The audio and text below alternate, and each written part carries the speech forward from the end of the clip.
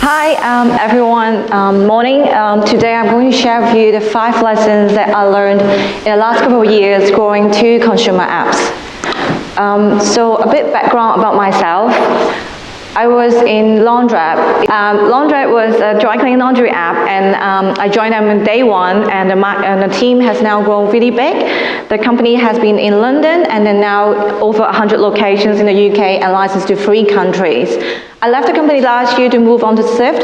Sift is a mobile marketplace app for employers and employees to look for temporary jobs, like bar staff, waiters, barista, hostess jobs in hospitality industry. So one thing quite common for these 2 apps is that they are both consumer apps. I like to give it a different definition. So a consumer app is not like game, it's not utility, it's not a lifestyle app. It involves physical delivery of product or service by your company. So take an example, dry cleaning, you need to deliver that to people's door, office, or home. And when it comes to Sift, we need to verify and interview every worker on our platform to make sure our employers are happy with our workers. And very obviously, your users are consumers, may or may not include businesses. And the growth lessons that I want to draw for you today is, So whether you have a mobile growth stack, it doesn't really matter.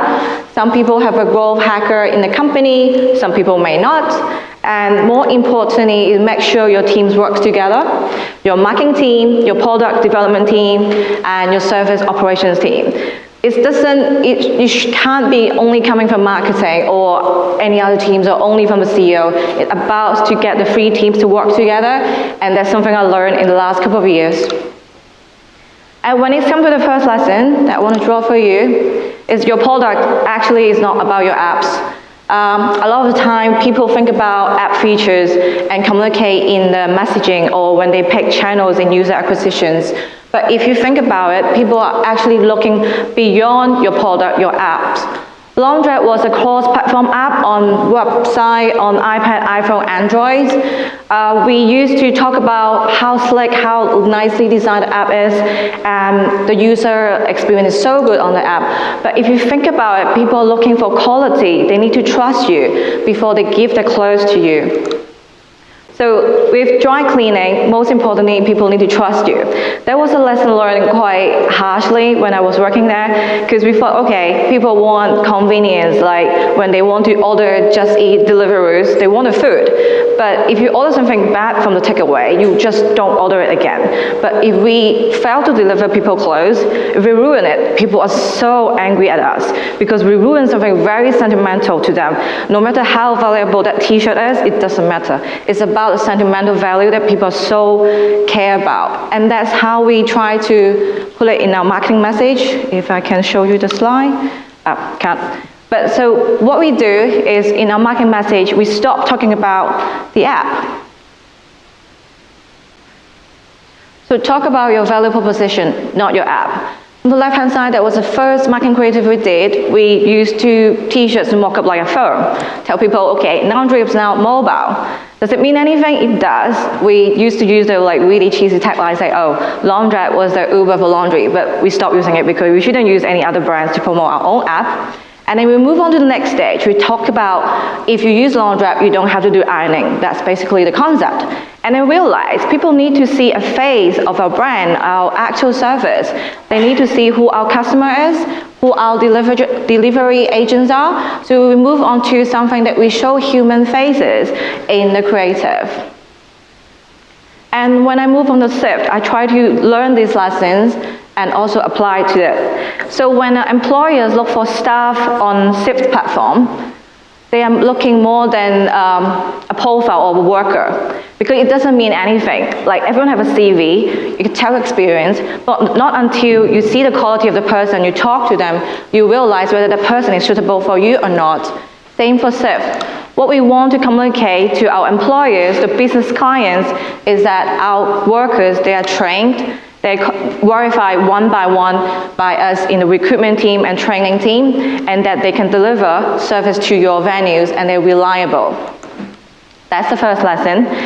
Second lesson, don't assume it must be mobile first. Like Fiona said earlier, a very common thing, a lot of startups try to launch with only mobile apps at the beginning, and in my opinion, that may not be the best thing to do. It's better because you can get early adoptions or like more traction for you to raise money, but if you think about it, your users don't change because you have a mobile app. If people are doing dry cleaning at a local dry cleaners, they're not going to jump to the mobile app immediately. And you need to think about where your users are. If people are doing dry cleaning during office hours, they don't want to take out their phones. If people are actually doing dry cleaning once a month, they won't download native apps.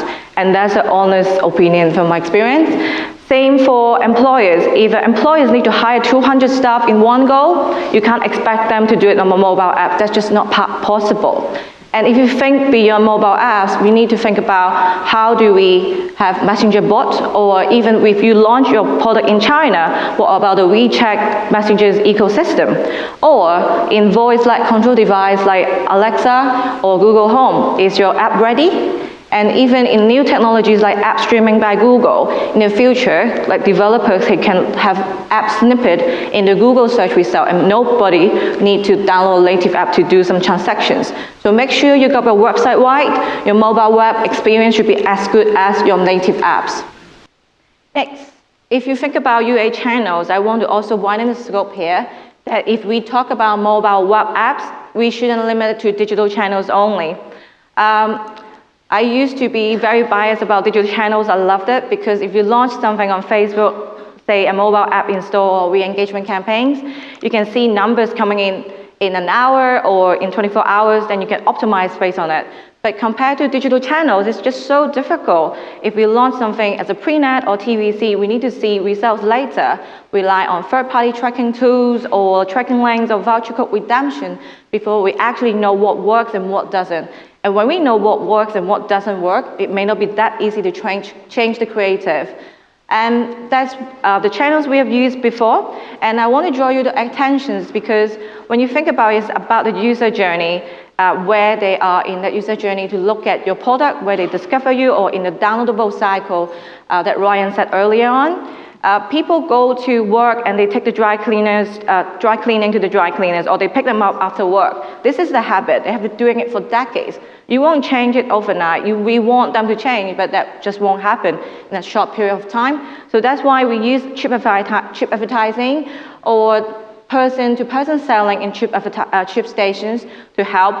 Same for people when they're looking for jobs like hospitality jobs like waiter, bar staff.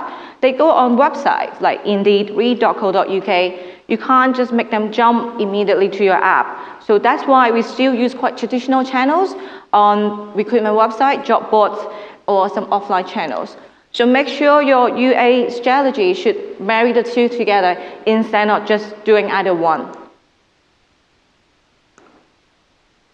Lesson 4, finding the real CAC. CAC is cost to acquire customers. It's a metric that if you are working in a startup marketing team, you probably will be measured by the monthly, daily. You get asked by your CEO every single day, where is our CAC? And some people use CPU, cost per unique users. It doesn't really matter the metric is. The challenge I want to tell you is that it's actually not easy to determine it. This is a quote I got on Digiday, that Facebook video view is actually as low as 20% as they claimed. And it doesn't mean you can't trust Facebook Ad Manager. I think there's so many values in that platform. But if you read the news, last year they come clean about the figures they have in the dashboard may not be as high as we want as a brand marketer. And there's so many challenges when you come to attribution, finding the real cost to acquire customers per channel. Because we have so many channels now with multiple mobile ad networks, offline, online, across social medias, and there's so many discrepancy between different tools because they use different models, and either you have your post view, post click settings right, that would be a good thing, but sometimes not every platform will allow you to change it to align them together, and then new technologies coming out monthly. And every model, in my opinion, no matter how great, how advanced they are, they still have flaws.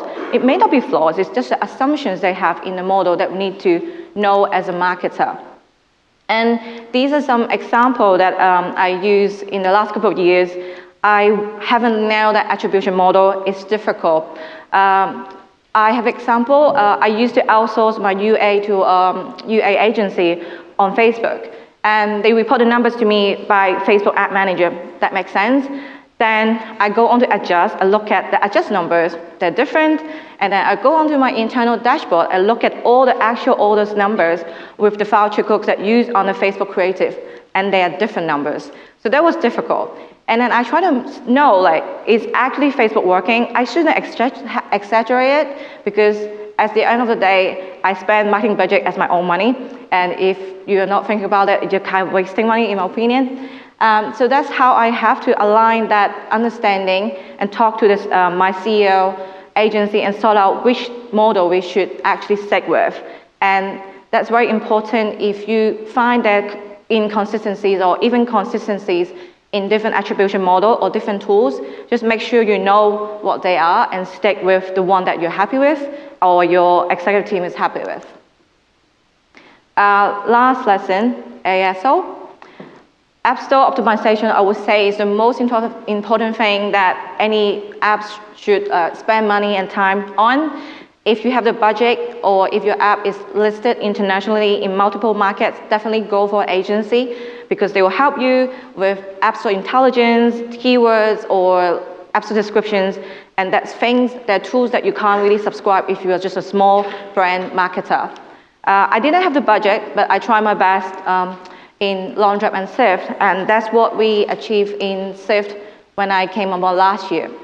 So we were ranked 1,474 in the business app across the UK before I joined, and then after I picked up and improved the keywords, App Store title, descriptions, all the things we jumped to, and we changed the category, business, because we're actually not a lifestyle app.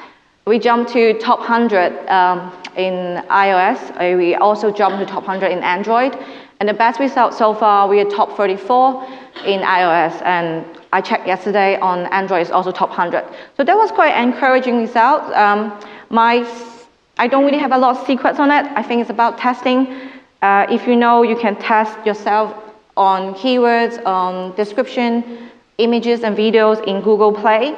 And then you can copy across those winning results to iOS that will help you to understand what actually works and what doesn't. You can spy people keywords. It would be nicer if we can spy people download numbers, but the tool is too expensive for a small startup. But there's so many tools out there that will help you to get these basics right and jump the chart. So these are my sharing today, and I want to tell you that every app is different. What works for me may not work for you, but I hope you have some takeaway today. Thank you.